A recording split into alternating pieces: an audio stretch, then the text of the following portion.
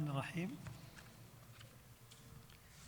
الحمد لله رب العالمين، وصلى الله وسلم وبارك على سيدنا محمد وعلى آله وصحبه. الأخ الأمين العام حزب العدالة والتنمية، الأخ رئيس حركة التوحيد والإصلاح، الأخ الكاتب الجهوي لحزب العدالة والتنمية، الأخ رئيس منظمة تجديد الطلابي، الأخ الكاتب الجهوي لشبيبة العدالة والتنمية، الإخوة والأخوات المناضلين، الإخوة والأخوات الذين يتابعون عن بعد، الإخوة والأخوات رجال الإعلام والصحافة الحاضرين معنا، السلام عليكم ورحمة الله تعالى وبركاته جميعا. سعيد أن أتواجد مع إخواني وأخواتي في هذه الجلسة الافتتاحية للملتقى الوطني السابع عشر. قبل ذلك أحيي الأخ الأمين العام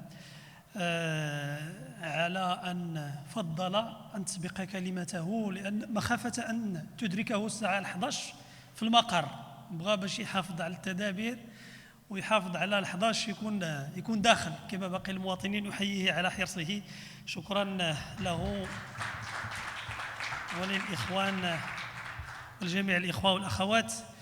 قلت هذه الدورة السابعة عشر، النسخة 17 من الملتقى الوطني لشبيبة العدالة والتنمية، بعد الحملة الوطنية السابعة عشرة هي الأخرى. هذه السنة ننظم الملتقى والحملة كانوا انطلقوا في سنة واحدة. قبل ذلك على كل حال الملتقى انطلق قبل الحملة، ولكن كانت بعض السنوات كان ارتأى نظر الإخوان في المكتب الوطني. كنا في الأول ما كننظموش كل سنة، كنا كننظموا سنة لا، من بعد انتقلنا كننظموا كل سنة. هذه السنة رقم 17 كنظموا الملتقى الوطني الذي أصبح تقليدا معروفا ليس فقط لدى ومنتظرا ليس فقط لدى مناضلي شبيبة العدالة والتنمية، ولكن لدى الشباب المغربي، بل ولدى شباب المنظمات الشبابية الشريكة لنا على المستوى الدولي أيضا اللي كانوا كيحضروا معنا. على كل حال للأسف الشديد ما استطاعوش يحضروا معنا السنة الماضية يحضروا معنا عن بعد، ولكن هذه السنة ما استطاعوش يحضروا معنا نظرا للاعتبارات التي تعرفونها جميعا. وهذا الملتقى الاستثنائي الذي ننظمه بكيفية استثنائية، سواء من حيث العدد أو من حيث التدابير والحد من تحرك الإخوة والأخوات داخل فضاءات الملتقى، احتراما للتدابير الاحترازية. وأحيي الإخوة والأخوات الذين حضروا معنا إلى مدينة مراكش من واحد العدد ديال المدن المغربية. على كل حال الذين ممن استطاع منهم أن يلتحق بالملتقى، صحيح العدد مقلص إلى أدنى الأرقام التي سمحت بها السلطات المحلية في مدينة مراكش، مشكورة أيضا على تعاونها من أجل تنظيم هذا الملتقى. ومشكور الإخوان في مدينة مراكش، الإخوان في الحزب والإخوان في الشبيبة على الاشتغال ديالهم من أجل دعم الإخوان في المكتب الوطني الذين اشتغلوا من أجل توفير الظروف المناسبة لإنجاح هذه الجلسة الافتتاحية وباقي الأشغال على كل حال التي ستأتي خلال الأيام الموالية للملتقى. الملتقى هذه السنة ننظمه تحت شعار نضال ديمقراطي مستمر، تحدث عنه الأخ حمزة إدم قبلي، وتحدث عنه الأخ عبد الرحيم الشيخي قبلي، وتحدث عنه الأخ الأمين العام قبلي، نظرا لأهمية هذا الشعار. شعار نضال مستمر من أجل مواصلة الإصلاح والتنمية وتحقيق التنمية في بلادنا، إيمانا منا بمستويات. إيمانا منا في المستوى الأول بأن النضال الديمقراطي لا يمكن أن يكون إلا شبابيا بالدرجة الأولى، وإيمانا منا أن النضال الشبابي لا يمكن أن يكون إلا ديمقراطيا، وإيمانا منا بأنه لا يمكن مواصلة الإصلاح دون نضال ديمقراطي حقيقي. لا يمكن مواصلة الإصلاح دون مناضلين ديمقراطيين حقيقيين يواكبون مسار الإصلاح وينبهون في كل مرة إلى بعض الخروقات أو بعض الملاحظات التي يمكن تسجيلها على هذا المسار. وإيمانا منا أيضا إلى أنه لا يمكن تحقيق التنمية دون ديمقراطية، وهذه المعادلة ديال التنمية والديمقراطية قالت فيها شعوب المنطقة كلمتها في سنة 2011، وبين التاريخ أن النماذج التي سعت إلى تحقيق التنمية بدون ديمقراطية لم تنجح، ما نجحتش، وهي التي خرجت شعوب إلى الشوارع من أجل إسقاطها ونجحت في ذلك في العديد من البلدان التي يسعى البعض خلال هذه المرحلة من 2011 إلى اليوم إلى الالتفاف على مكتسبات هذه الثورات وهذه الخرجات الشعبية وهذه الهبات الشعبية التواقة إلى الديمقراطية في ظل تنمية، على كل حال في ظل شروط وظروف تنموية كانت محققة آنذاك في تلك البلدان. لا يمكن في شبيبة العدالة والتنمية كما كنا منذ سنة 2011 وحتى قبل سنة 2011 إلا أن نكون مساندين لانعتاق الشعوب، إلا أن نكون مساندين لنضالة الشعوب، لإرادة الشعوب التواقة إلى ديمقراطية حقيقية، ديمقراطية تخضع لمؤسسات حقيقية، مؤسسات مبنية على أسس ديمقراطية بعيداً عن مزاجية الأشخاص وعن مزاجية الأفراد. إلى رجعنا للأنظمة الديمقراطية التقليدية على كل حال، لأن هذا الشيء ماشي إحنا بصدد اختراع العجلة في هذا المجال ديال الديمقراطية، ولكن كاين شعوب سابقنا.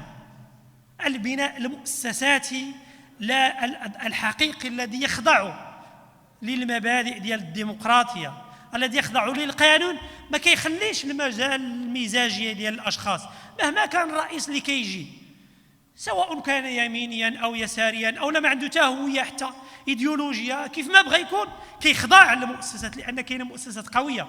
لذا لقينا أن واحد المصطلح تنحت في بلادنا وساهم العدالة والتنمية في نحته بشكل كبير بعد دستور 2011. كنا كنقولوا التنزيل الديمقراطي للدستور، والمقصود بالتنزيل الديمقراطي للدستور هو بناء مؤسساتي ديمقراطي، هو تنزيل المؤسسات المنصوص عليها في الدستور بنفس ديمقراطي. صحيح حققنا في بلادنا الشيء الكثير، والحمد لله في بلادنا بنينا بشكل تراكمي لسنوات طويلة. غنلقاو أنه منذ دستور 1962 ثم دستور 1972 ثم دستور 1992 ثم دستور 1996 ثم دستور 2011 غنلقاو أن هناك تراكم إيجابي. غنلقاو أن في دستور 2011 بلادنا زادت الاختيار الديمقراطي ثابت.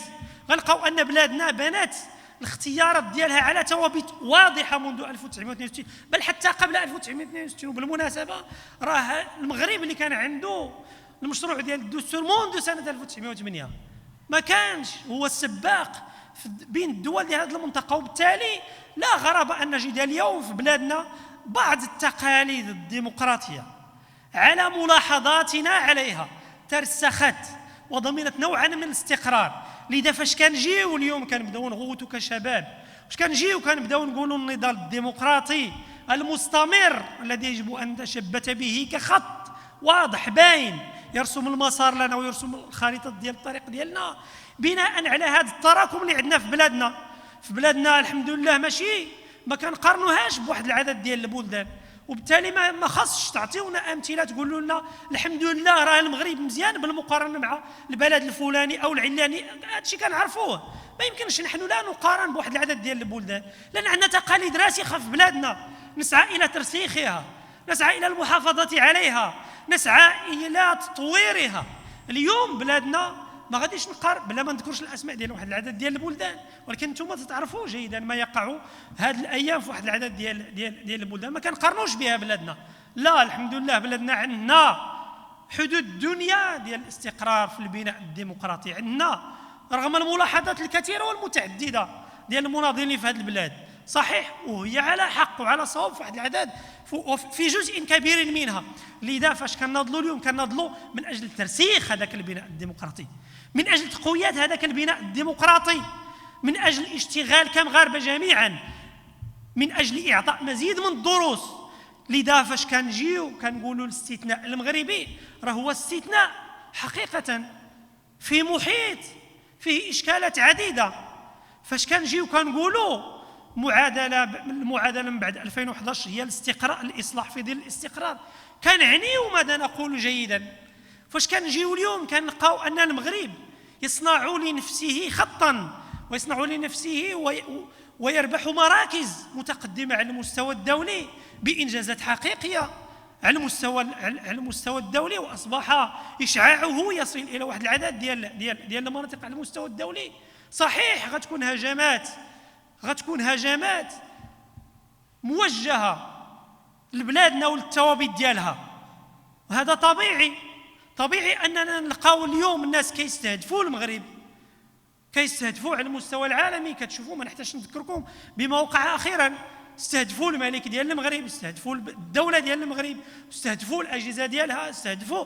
صحيح حنا عندنا نقاش داخلي، ولكن ما يمكنش نسمحوا في بلادنا، ما يمكنش كشبيبة العدالة والتنمية إلا أن نكون مع بلادنا كمغاربة جميعا. ما يمكنش إلا أن ندافع عن ملك بلادنا، ما يمكنش إلا أن ندافع عن المغرب قويا موحدا يربح الرهانات على المستوى الدولي، ونسعى إلى أن يربحها أيضا بشكل أقوى على الصعيد الداخلي. ما يمكنش للمغرب إلا أن يقدم النموذج كما قدم دائما.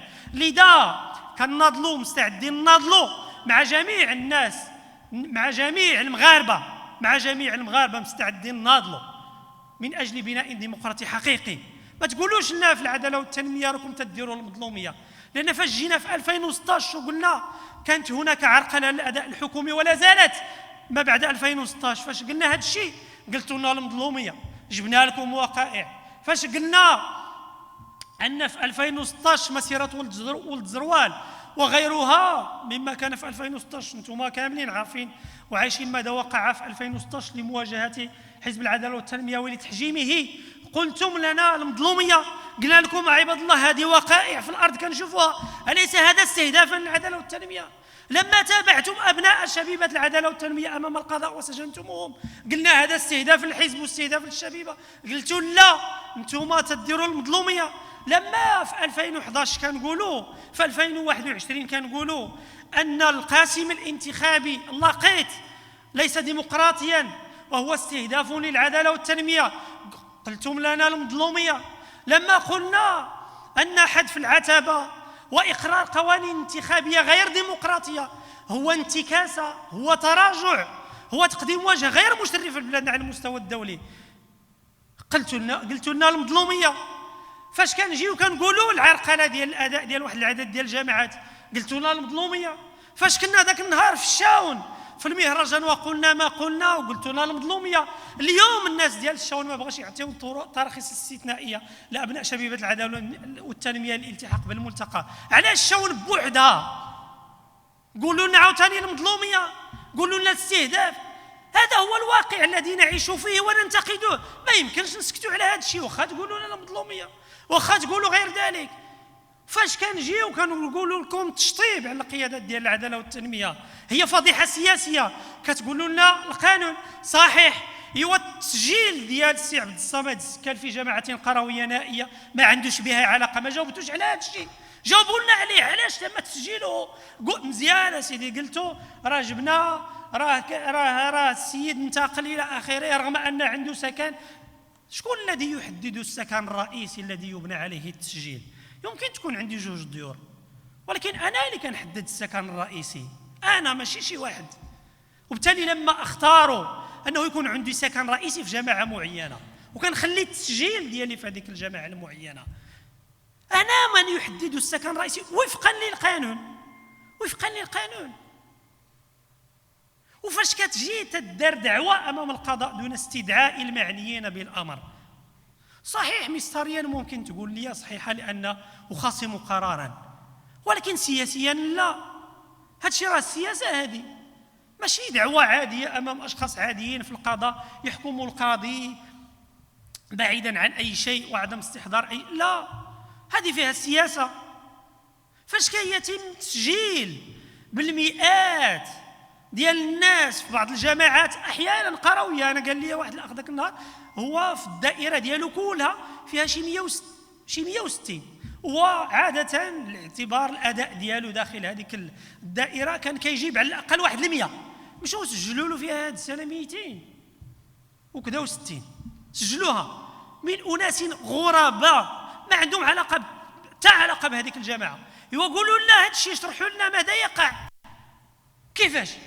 هاد العداله والتنميه سيدي درتوا عليه حملات اعلاميه، حاولتوا تشوهوا صورته عند المغاربه بحملات اعلاميه مؤدات الثمن. وهذا الشيء كان الناس ديال الفيسبوك تعرفوا هذا الشيء، كيعرفوا شكون اللي كيأدي. وهاد الحملات ماشي جديده، ما كايناش غير في المغرب. فيما تستعملات بحال هذه الاموال، فيما تستعملات هذه الاموال كتبان النتائج ديالها.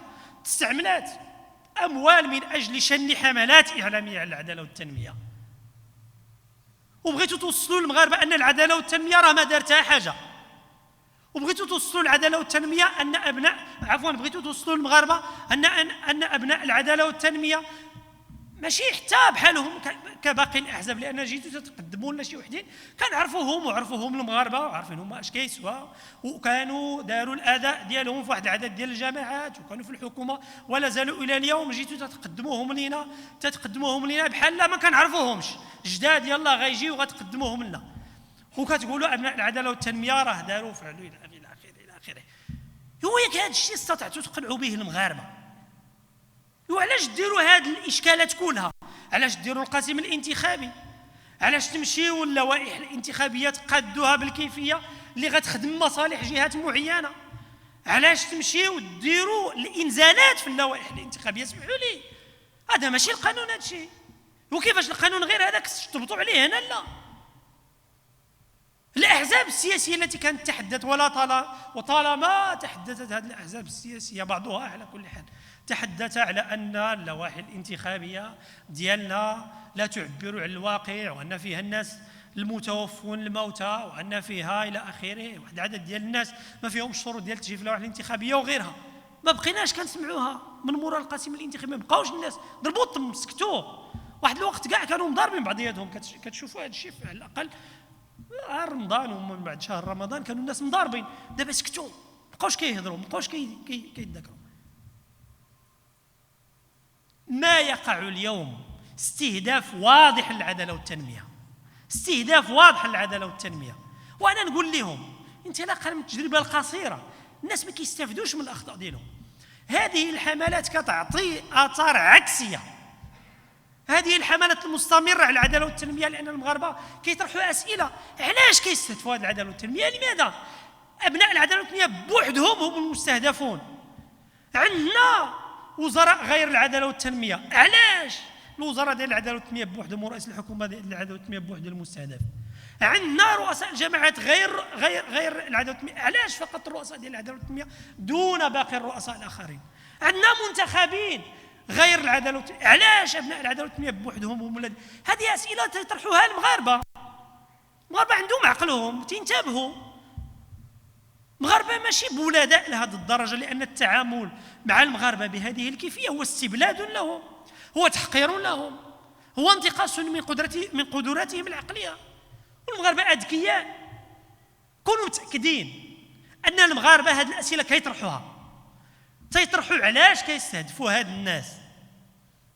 انا نجاوب، المغاربه عارفين الاجوبه جيدا. كيستهدفوا ابناء العداله والتنميه لان اياديهم نظيفه، لان العداله والتنميه مؤسسه حزبيه حقيقيه، مؤسسه حزبيه تختار المرشحين ديالها بناء على معايير واضحه، بناء على لجان، تنطلق من القاعده. ما عندناش الامين العام اللي كيجي كيعين هذاك مرشح وتيعين الاخر وتيعين هذاك وكل شيء ساكت كيشوف وينتظروا امتى تيجي الدور ديالو. ما عندناش في العداله والتنميه هذا الشيء، والدليل على ذلك هذا الشيء شفناه.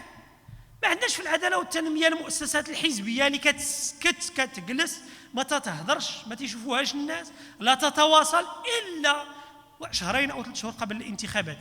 وهذا الشيء اللي كنشوفوا ثم الامناء العامون ديال واحد العدد ديال الاحزاب كتشوفوهم، عمر ما عرفناهم، عمر ما كاين كاع يمكن احنا كنعرفوهم، ولكن المغاربه جزء من هاد الامناء العامون ما كيعرفوهمش، ما تحركوش الا قبل واحد شهرين او 3 شهور، وكيتحركوا باش يمشيو يدبروا على المرشحين، يقلبوا على المرشحين. هادشي اللي كيديروا، فاش كيمشيو كيطلعوا للبوادي، كيمشيو كيشريو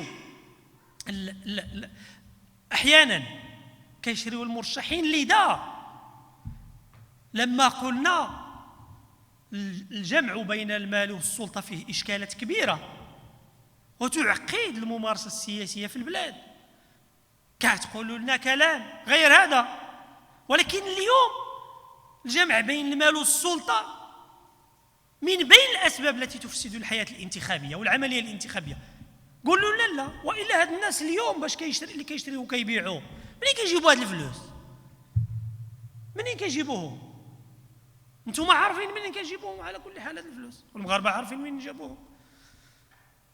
ولكن الجمع حنا ماشي ضد رجال الاعمال او لا ضد الناس اللي عندهم الفلوس من عرق جبينهم يدخلوا للسياسه، عندهم الحقوق السياسيه والوطنيه، هذا كيضمنوا القانون، ماشي حنا اللي غنحيدوا حتى شي واحد، لا بالعكس. ولكن الجمع بين هاد الجوج كيخلق اشكالات، ماشي عندنا، ماشي حنا اللي كنقولوا هذا الكلام بوحدنا. قلت قبل قليل ماشي كان حنا بصدد ابتكار العجله او اختراعها، لا، هذا شي تجارب عالميه فيها هذا الكلام، وقيل قبلنا في التاريخ، ماشي حتى دابا، قاله ابن خلدون قبل هذا الكلام، وقالوه ناس مفكرين اليوم منظرون في العلوم السياسيه، وتجارب على كل حال في بينات هذا الشيء. واحد العدد ديال الانظمه الاوروبيه كانت على وشك الانهيار نتيجه هذا الشيء. وبالتالي اليوم لما نقول لان واحد عنده الفلوس، هو راه كيعرف المنطق ديال التجاره، اللي كيعرفها يربح، ما تعرفش يخسر، كيعرفها يربح ما كيعرفش يخسر، وكل شيء عنده هو التقييم ديالو بالفلوس، وهو المنطق اللي كيخدموا به في الانتخابات. فاش كتجيهم تيقلبوا على المرشحين تيبداو يفرقوا عليهم الفلوس، هذا الشيء اللي كيدار اليوم، غادي يستطيعوا ينفيوا هذا الشيء، يقولوا لنا لا، هذا الشيء كيعينوه المغاربه، هذا الشيء كيشوفوه لانه واقع يعاينونه امام اعينهم اليوم. هذا مفسد للعمليه الانتخابيه، وكذاك الشيء اللي كنقولوا دائما وقلناه وغنستمروا نقولوا، ان الجمع بين السلطه والمال فيه مفسده عظمى ما تأثرش على العداله والتنميه، لان التاريخ بين او التجربه بينت ان العداله والتنميه لا يتاثر انتخابيا بمثل هذه الممارسات، ولكن هذا يشوه الممارسه الانتخابيه في بلادنا، كيشوه الممارسه الانتخابيه، لان هذا الشيء دار في 2011 وما عطاش الاكل ديالو، ودار في 2015 ما عطاش الاكل ديالو، دار في 2016 ما عطاش الاكل ديالو. في 2015 راه كانوا الناس كيجمعوا الفلوس بالخناشي حسب ما يحكون هذوك المقربين، وراه ضربوا عليها من بعد على شي فلوس. على كل حال وبانت من بعد الناس اللي داروا استثمارات من بعد 2015 من بعد 2016 راه بانت هذيك الفلوس ديال الانتخابات فين مشات بالملايير، حسب ما يحكون تجمعات الملايير في شي بلاصه في الدار البيضاء في الخناشي في 2016 فين مشات هذيك الفلوس، بانت كاستثمارات من بعد. على كل حال ولكن هذا الشيء ما كيأثرش انتخابيا على العداله والتنميه، ولكن يفسد العمليه، لان المغاربه كيشدوا الفلوس ولكن ما كيصوتوش ليك، لان هذاك اللي غيشريك اليوم 200 درهم، اللي غيشريك ب 200 درهم، واحد ذاك النهار في شي تدونه في الفيسبوك قسمها على 6 سنين، شحال باش شراك النهار 200 درهم عطاها لك النهار، ولكن الا قسمتيها على 6 سنين كتلقى شحال كيعطيك في النهار، شي 48 في الشهر، شي 48 ريال في الشهر ولا شي حاجه بحال هكا، شي 2 دراهم شي حاجه بحال هكا، كتجي غادي تجي في الشهر. المغاربه فاهمين هذه المعادله جيدا، وبالتالي المغاربه ما كيبيعوش ريوسهم، كيشدوا الفلوس كيشدوها، ولكن ما كيصوتوش لهذاك اللي كيعطيو الفلوس.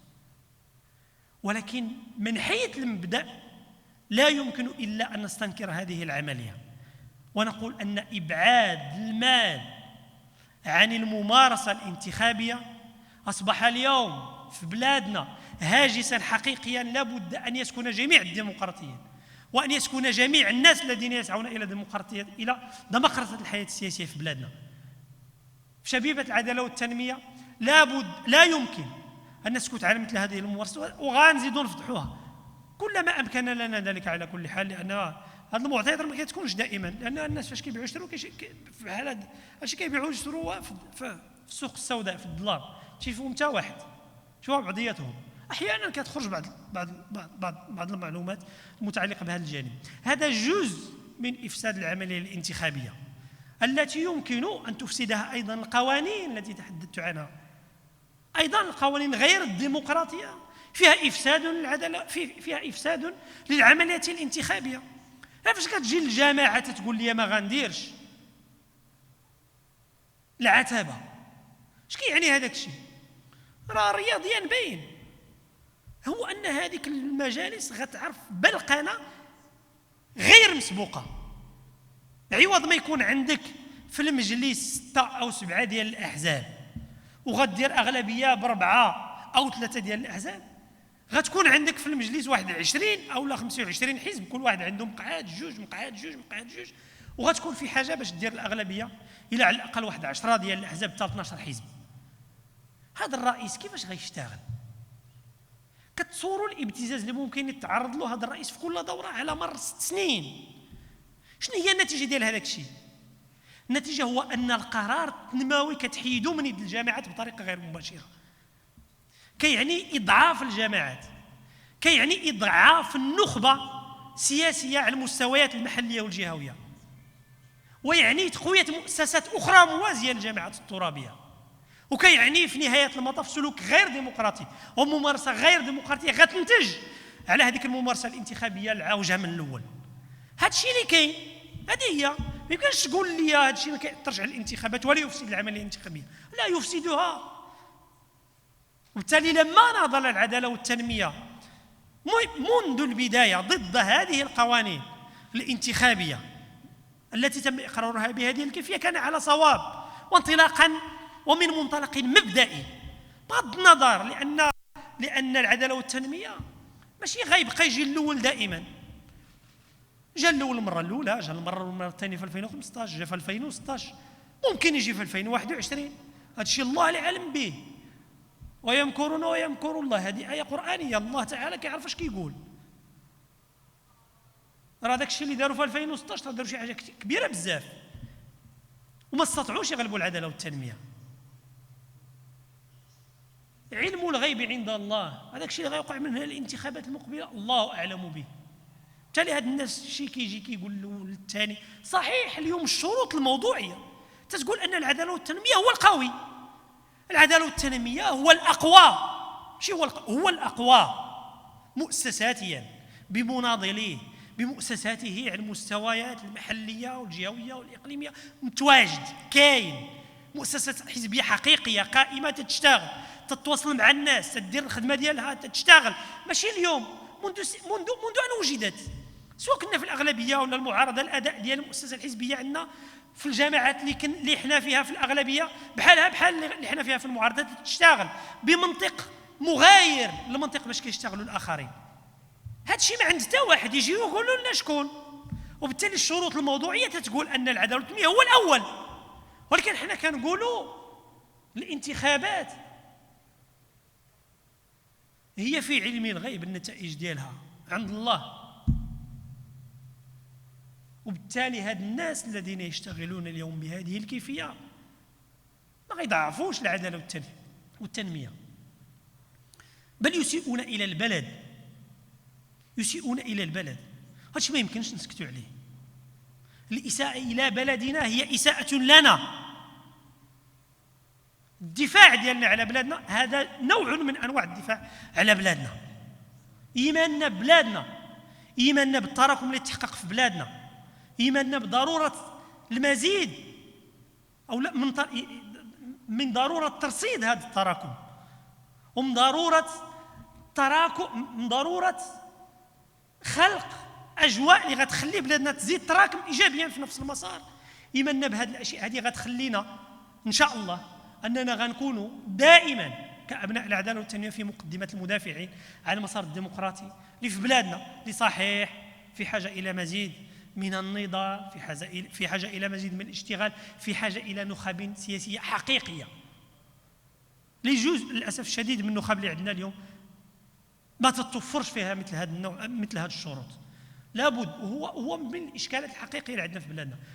لما نتحدثوا عن النخب نستحضر على كل حال الاشكال، كنستحضروا العزوف ديال الشباب على السياسه، وكنستحضروا الممارسات المشينه والسيئه اللي داروها واحد العدد ديال السياسيين رغم الهجومات ديالهم المتكرره. ما كنبغيوش نبداو نذكروهم شكون هما وماذا فعلوا وماذا يفعلون الى اليوم. ما كنبغيوش نذكروهم لان المغاربه كيعرفوا هذا الشيء. وحديثنا في هذا المجال الا من باب تذكير المغاربه به. على كل حال، في شبيبة العدالة والتنمية سنقوم بواجبنا وفق الإمكانيات المتاحة لنا كما قمنا به خلال المراحل السابقة، إيمانا منا بأن بلادنا في حاجة لنا، في حاجة إلى شباب مثل أبناء العدالة والتنمية. احنا ما كرهناش أن جميع التنظيمات السياسية تكون عندها شبيبات حقيقية تتقوم بالأدوار ديالها، شبيبات تتقول داك الشيء اللي خصو يتقال، شبيبات غير مقيدة بالضرورة بالسقف الذي تفرضه الحسابات السياسية في زوايا معينة. هذا هو الشباب اللي بغيناه في شبيبة العدالة والتنمية. الحمد لله شباب العدالة والتنمية يتمثلوا مثل هذه القيم ويشتغلوا من أجل تقديم نموذج حقيقي للشباب المناضل، الشباب الديمقراطي الذي يسعى إلى أنه ينفع بلاده، أنه ينفع بلاده ماشي كشعار ولكن كممارسة عملية نضالية في الواقع. في هذا في مثل هذه الملتقيات، في مثل الحملة الوطنية اللي بالمناسبة مازال ما سالتش التسجيلات، ولكن الحملة السياسية لا زالت مستمرة على الصعيد الوطني. وهذا الملتقى مثل هذا الملتقى مثل باقي الأنشطة اللي كنديروها إن شاء الله، أتمنى إن شاء الله أن نكون في الموعد أيضا في هذا الملتقى، ونكونوا فعلا كنوفروا الفضاء المغربي فضاءات حقيقيه لنقاش ديمقراطي، نقاش راقي، نقاش كيستحضر الاكراهات ديال بلادنا، نقاش كيستحضر المعارك التي يجب على الشباب ان يخوضها وان نكون في مقدمه من يخوضها الى جانبهم ومعهم. لا يمكن ان شاء الله لشباب مثل هذا الا ان ينجح.